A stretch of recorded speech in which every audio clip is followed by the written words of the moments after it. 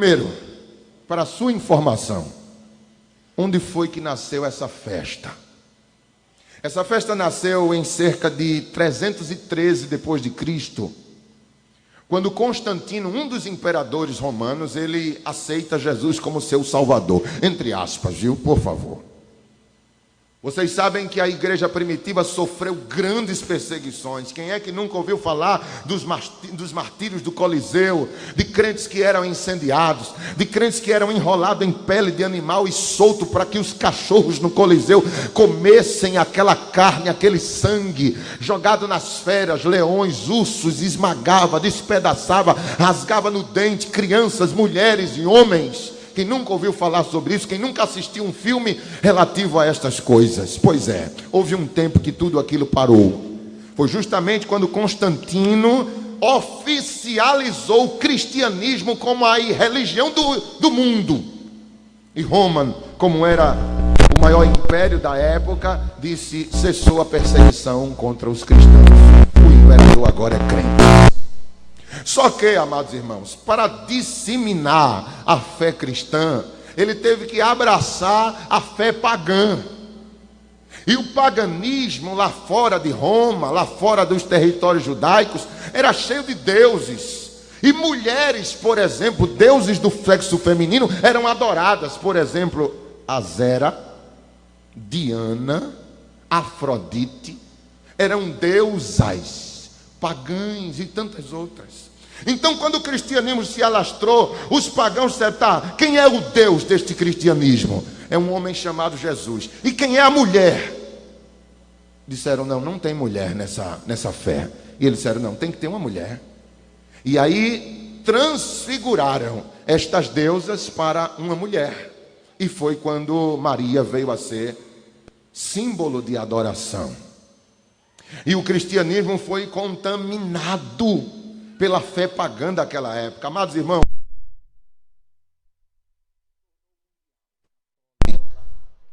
universal. E o que é que ela faz? Ela traz algumas determinações para os seus fiéis. E uma delas era a quaresma. O que era a quaresma? Era 40 dias de total consagração que antecedesse o dia da Páscoa.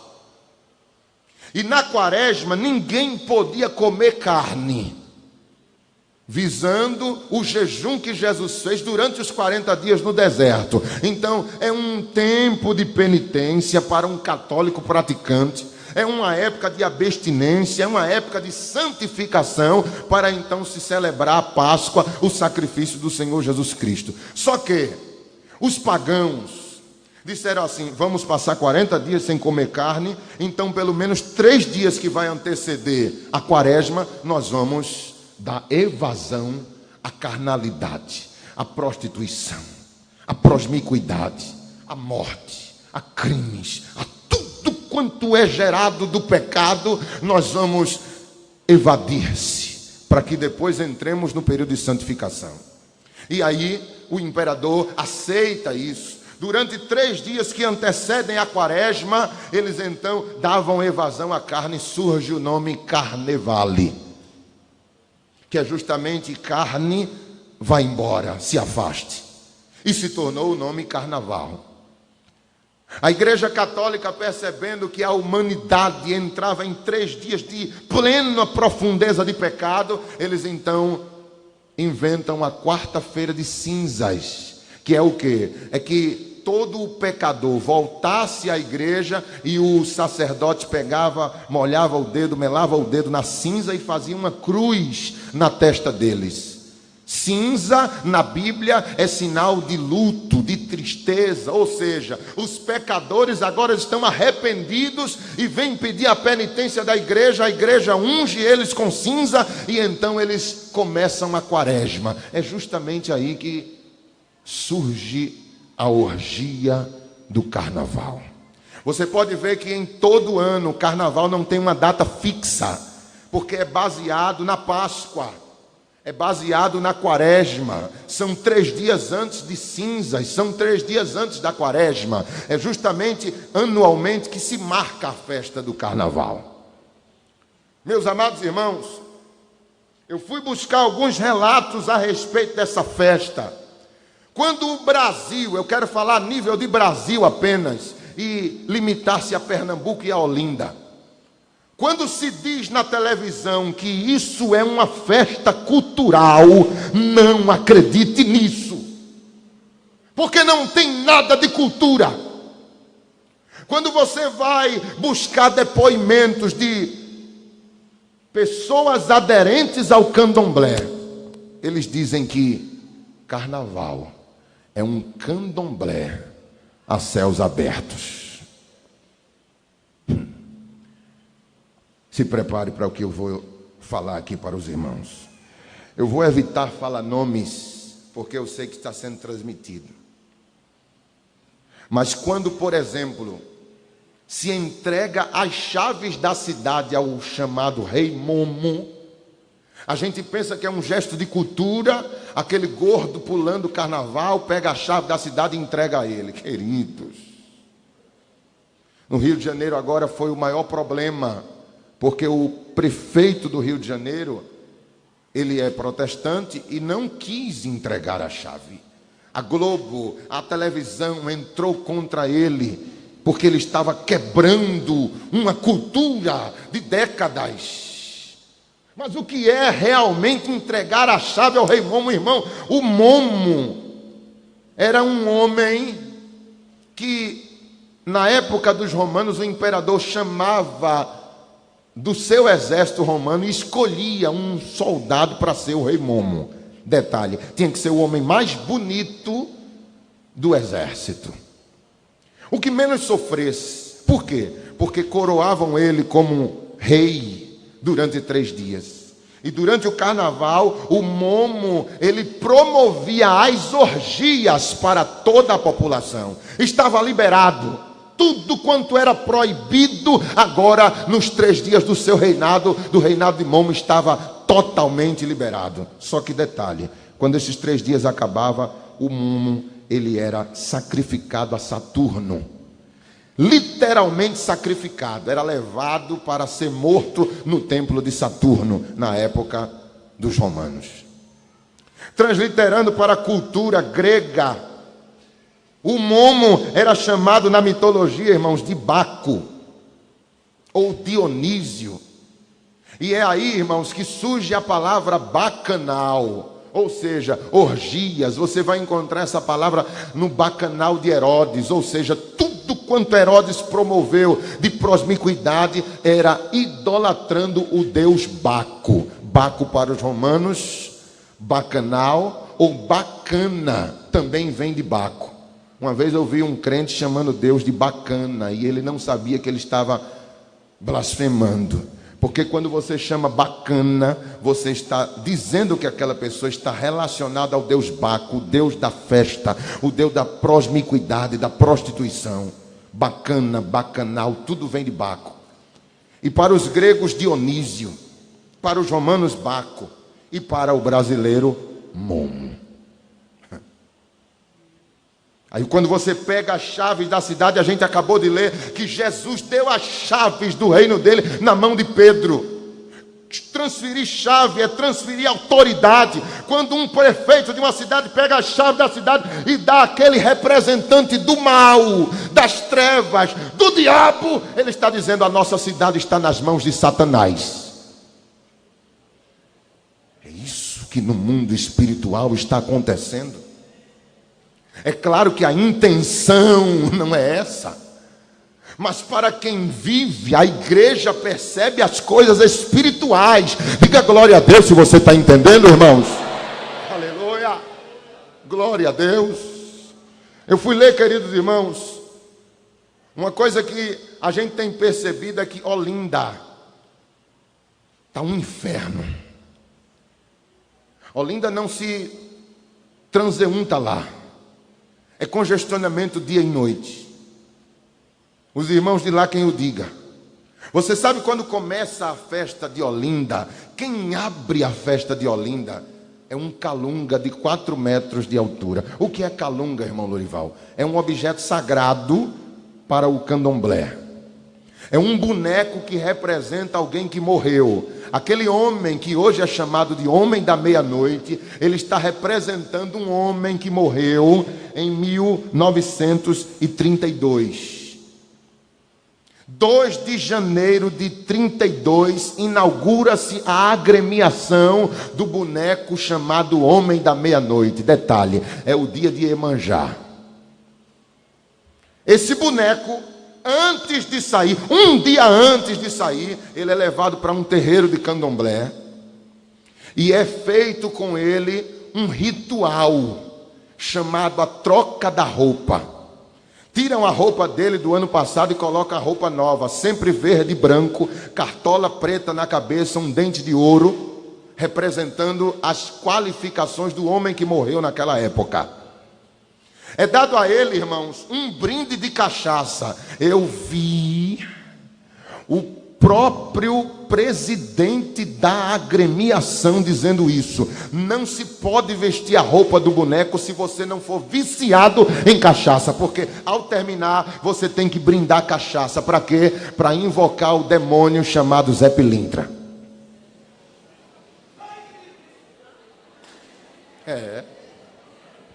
Depois pegam uma criança para dar um banho de perfume no boneco, isso às 4 horas da tarde do dia anterior, para no outro dia ele sair abrindo nas ladeiras de Olinda o carnaval daquele ano. Todos os anos é feito isso. E eu não sabia que era assim. Não sabia. Amados irmãos, é uma batalha espiritual que a igreja tem que entender o que se está passando lá fora. Porque se eu sou embaixador de Cristo, eu tenho que entender a batalha que eu estou travando. Que eu não sou meramente um ocupador de banco. Deus me chamou para usar a autoridade que tem no nome e no sangue dele. Era chora beberrácia. Foram fazer uma entrevista a uma mãe de santo. E ela disse assim: durante o carnaval, nenhum terreiro de umbanda ou de quimbanda ou de candomblé ele pode abrir. O entrevistador perguntou: por que não? Ela disse: porque não existe nenhum espírito que desça durante a festa de carnaval num terreiro de candomblé. Não existe. Aí perguntaram: mas por quê? Ela disse: todos eles estão nas ruas, se alimentando do que as pessoas oferecem para eles. Era para você clamar o sangue de Jesus num negócio desse. Você já pensou, irmão, o que é que se faz num terreiro de candomblé? É morte de animal, de galinha preta, de bicho, de porco. Mas os demônios trocam todas essas oferendas pela prostituição, pelo crack, pela droga, pelo homossexualismo, pelo lesbianismo, por tudo que se faz lá fora. Porque para eles são coisas mais atrativas do que o que se pode oferecer num terreiro. Eu vi um blog, irmão, de um filho de santo, o nome dele está aqui. Ele diz assim: todos os Exus e Pombagiras estão espalhados e soltos neste período. Todos. Não desce nenhum no terreiro. Pode furar o bombo de bater que ele não desce. Porque ele está se alimentando dos prazeres da carne aí fora. Sangue de Jesus tem poder, irmãos. Aí você não entende, porque numa hora como essa, Deus toca no coração do pastor e diz: não quero ninguém por aí afora, eu quero todo mundo reunido na igreja, crescendo na graça, no conhecimento, lendo Bíblia, orando, buscando.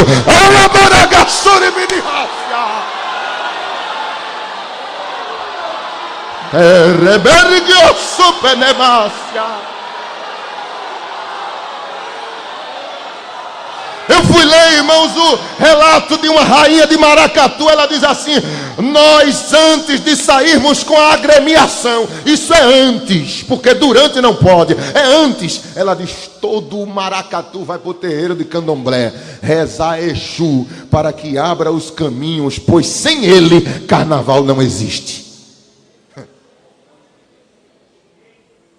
Você vê aqueles bonecos, irmão, chamado de caboclo de lança. Aquilo ali causa pavor até quando passa perto de você. Aquilo ali é de arrepiar a presença daqueles homens.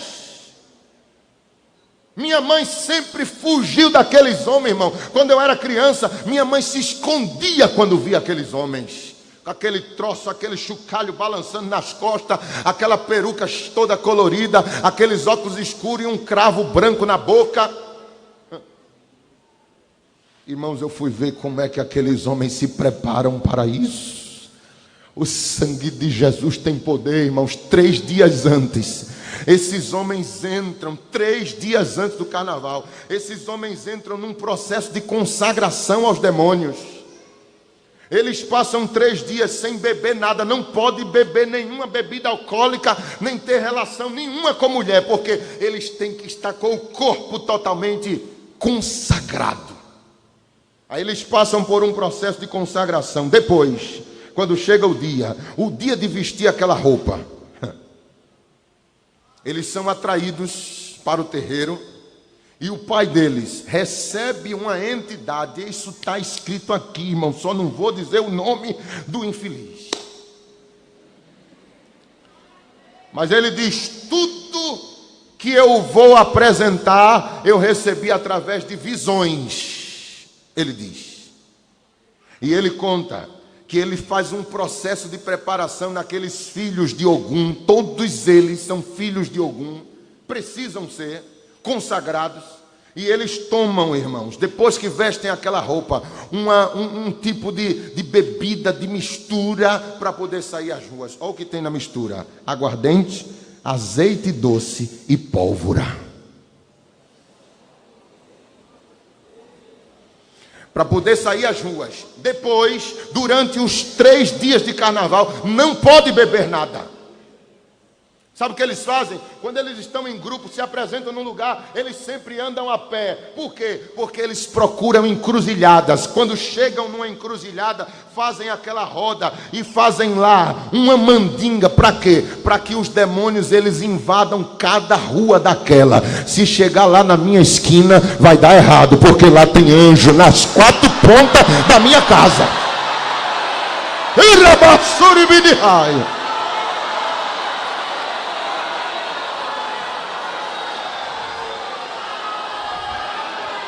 Você está pensando que o diabo está brincando?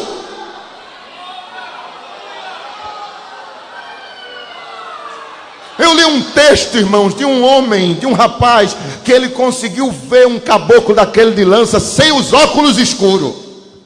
Ele não é crente, ele está dando o depoimento dele como um homem, como cidadão. Ele diz: eu vi um homem daquele sem os óculos escuros. Percebi que dos olhos dele saía faísca. Ele diz: a energia que envolve eles é como se fosse a de um animal selvagem. Ele diz que eles estão incorporados com entidades. Ele não é crente, irmãos. E ele está dizendo isso. Ele está dizendo assim, que muitos deles fecham as vias por onde passam, ou seja, onde eles pisam. Eles estão tão carregados por demônios que onde pisam, eles querem que os demônios os rastejem, os rastreiem e invadam as ruas por onde eles passarem. Meu Deus. Aleluia.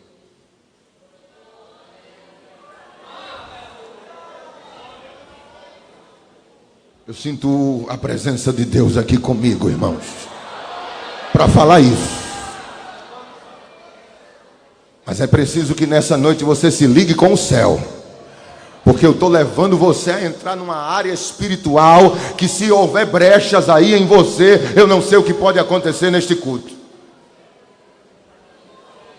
Se ligue com o céu. Ontem eu estava assistindo, hoje eu estava assistindo a gravação de ontem. E quando a câmera passava assim, eu pude ver, meu Deus, quanto crente desapercebido. O pregador pregando aqui, eu não conheço aquele irmão, mas ele estava tão cheio do Espírito Santo. É claro, uma boa parte estava ligada, chorando, falando em língua. Mas eu olhava outros mesmo assim, olha. Parece que não está aqui, irmão. Desligado totalmente. do céu! Não dava uma glória para Jesus, nem abria a boca para bocejar de sono. Oh, dergue a sérgia!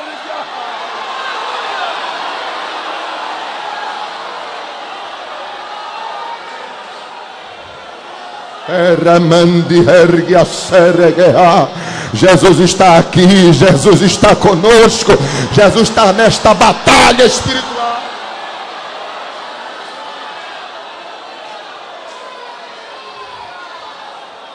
Eu vou ler para você aqui um samba enredo de uma escola de samba de 2017. Irmãos, oh amados irmãos, como eu fico, irmãos, sem entender quando tem crente que assiste aqueles desfiles, que fica lá esperando quem vai ser a campeã da Sapucaí desse ano. Meu filho, tenha misericórdia, Jesus, deste crente desapercebido. Meu Deus, em nome de Jesus, desperta!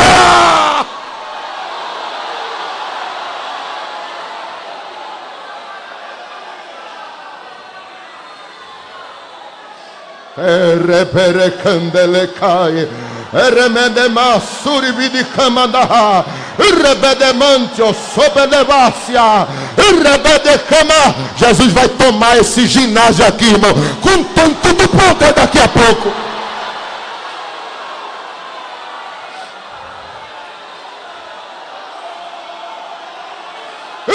Suribidi camadaha.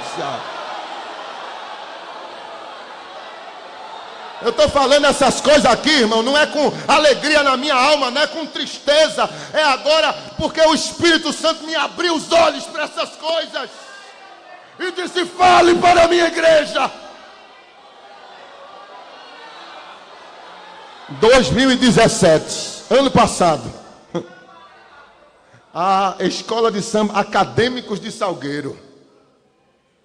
Olha o nome do título da música desta agremiação, irmãos: Alegria Infernal. Eu vou ler isso aqui, irmão, e pelo amor de Deus, clama o sangue de Jesus aí comigo. Olha só, começa assim dizendo: no balancê, a embarcação avança pelas águas assombradas, de onde avisto as loucas fantasias dos que se entregam sem temor às garras da folia. São milhares de vozes que ecoam pelos abismos mais profundos, entoando uma ladainha profana, hino de tantos carnavais, que diz: mas que calor, mas que calor, mas que calor. Ele diz assim: estou em pleno inferno, o sangue de Jesus te repreenda. Estou ardendo numa incontrolável febre de alegria, no reboliço dos salões subterrâneos. Ele está contando, irmão, que ele está no inferno e está vendo os foliões gritando, dizendo que calor. Mas ele diz: vocês gritavam isso quando pulavam carnaval, vocês clamavam isso quando estavam pulando. E ele diz: estou indo nos subterrâneos salões, o bloco dos mascarados arma as trincheiras para uma intensa batalha de confete e serpentina. Você pensa que é cultura? Para eles é batalha, irmão, é batalha para eles, e vai ser batalha para a igreja também.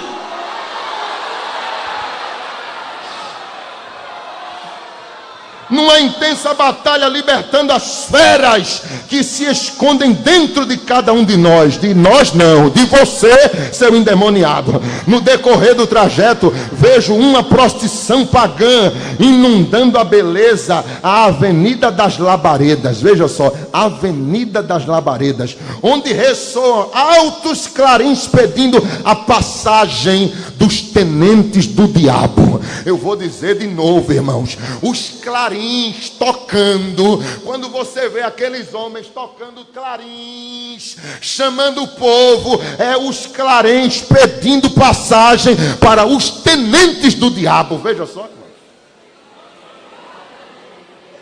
numa triunfal aparição e carregando em glória o Senhor das profundezas. Quem é o Senhor das profundezas, irmãos? O dito cujo. Carregando em glória o Senhor das profundezas, que uma vez por ano segue a comandar o soberbo desfiles das grandes sociedades do além-túmulo. É Ele que comanda, irmão, aquelas agremiações, aquele desfile, e você lá assistindo a Globo numa hora como essa, mas o sangue de Jesus vai te libertar disso, filho, e tu vai abrir teus olhos e fechar tua casa para aquilo que está sendo colocado para dentro.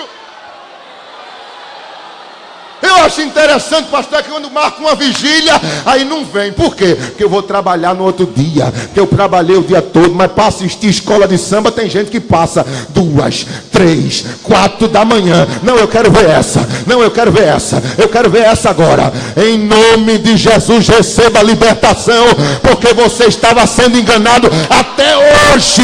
Até hoje.